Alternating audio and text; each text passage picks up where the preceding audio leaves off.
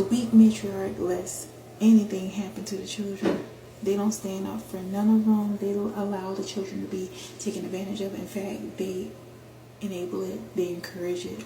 They set up scenarios where the children can be taken advantage of.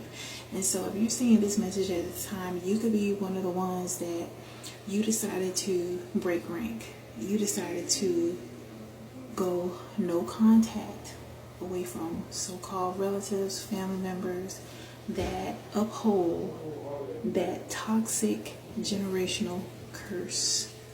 All right, because you realize that in order for things to be changed, it requires you to change. It requires you to not tolerate, not accept, and be a part of anything that is encouraging the most horrible things that happen to our children.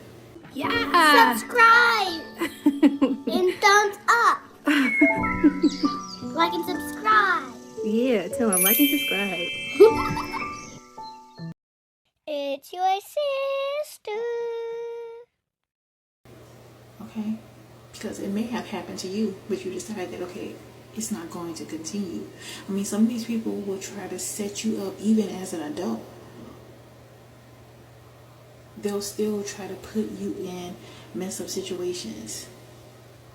Like, they'll literally say something like, you know, try to lure you into some sort of family function, and they already know that this auntie or this uncle or this cousin has did this or that towards you and other children, and now that you're an adult, they want you to cater to these people.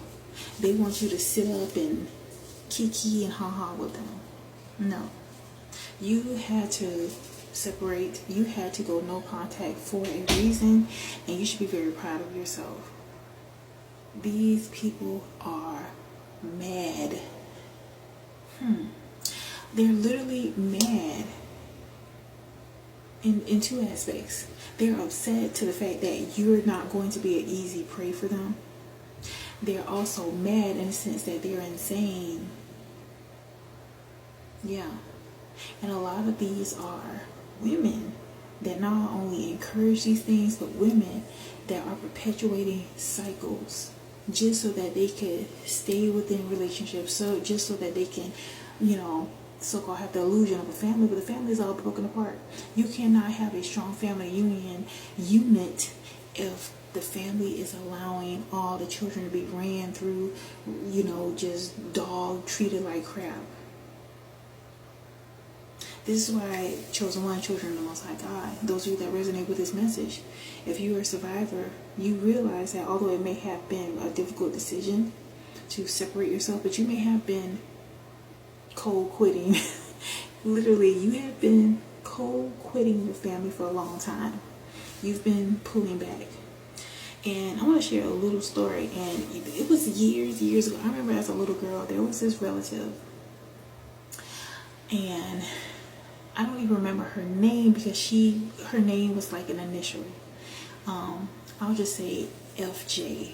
Okay, that's her. They just called her by her initials. But she would rarely come into town. She moved states, many states away, and occasionally she would come into town like every couple of years, or if there was a funeral per se. And I remember as a little girl seeing this woman, and her aura was so bright. I was a little girl. I had to be like 5 or something, or maybe younger than that.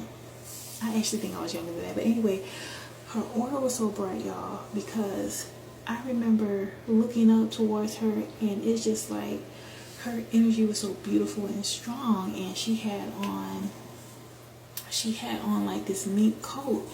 And she was dressed really nice, but I even remember like feeling so intimidated to look at her. Like, she was very beautiful. She didn't talk much at all, but she kept her distance. And again, she wouldn't come around often, but when she did come around, it just was like people were whispering, spreading rumors about her. And I always was kind of interested, like, I wonder why her, you know, being in her energy was so significant to me, that as I grew older, I realized why. Although you may have love for your relatives, your family, if they're behaving more so like familiar enemies than family, sometimes it's best to keep your distance. And it was significant that I remember her and recall her often, because that was almost like a premonition of what was going to happen to me, that I was going to separate from those people. I was going to go no contact. And even, unlike her, like, she still will come around occasionally. I'm at the point now where I'm completely no contact, and I'm grateful. I'm not tolerating disrespect. I'm not tolerating dysfunction, all for the sake of the illusion of family. I choose me. And that has been one of the best decisions, because I do realize that some point in my life, if I'm blessed, if God blesses me to continue to live and thrive, I will be the matriarch of my lineage at some point. And I take this position very seriously. You can still be soft in who you are as a woman, but still have an iron fist when it comes to the shenanigans. I'm not tolerating, oh, this is just the way this person is. They always been that way. Okay, well, if they're always that way, let them stay far away from me. I'm not doing it. If something is wrong, I'm going to speak on it. And if it bothers you, that's a problem. But the beautiful thing about it is that we're meant to evolve. We're not meant to just be around people. No matter if you're born into a family, you're not meant to just stay around them if they are okay with, just cycling hurt, bringing about pain and trauma. It's not happening. And so I encourage you at this time, you may be the matriarch, you may be the patriarch of your family, and it may not have come into fruition already, but setting a tone for what it is that you will and will not accept in your life is for the win. You're already winning when you begin to assert your boundaries. If people benefit more off of you being in a position where you're uncomfortable, where your boundaries are crossed, that says a lot.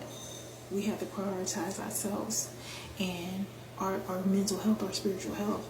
Just because you're a loving person does not mean that you're supposed to be a victim. Just because you are a spiritual person does not mean that you're supposed to be tolerant of people that are actually enjoying dysfunction as their default.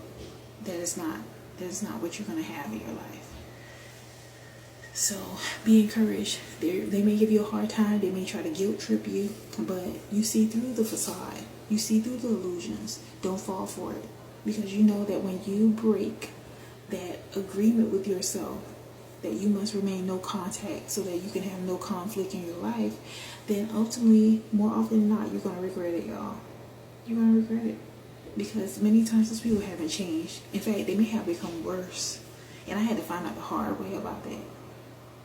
Even when it came to, the end stages of my mother, she was dealing with terminal cancers.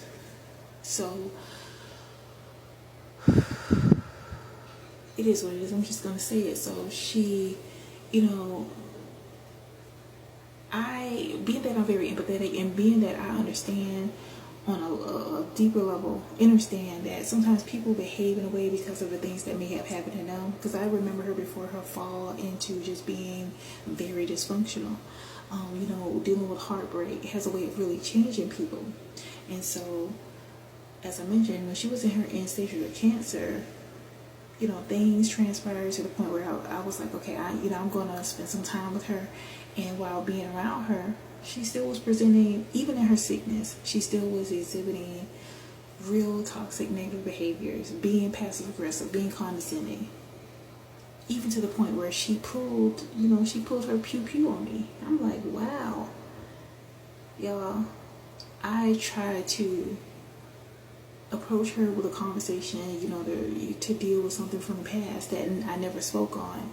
And because she was very violent, and in doing that, I thought, okay, she's dealing with this terminal illness. It may be safe to delve into this, and it wasn't. She wasn't having it. So I laugh at it now, but it's really not funny. But the truth of the matter is that sometimes when you dealt with stuff, it's like you would rather laugh. You better find something to laugh about than cry. But I share this because if you're out, don't go back. You're not going to be weak. You're going to be strong.